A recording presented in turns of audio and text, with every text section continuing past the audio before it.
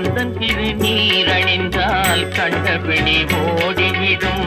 குந்தகங்கள் மாறி இன்பம் குடும்பத்தை நாடி வரும். கந்தன் திருநீரணிந்தால் கண்டபிடி ஓடிவிடும்.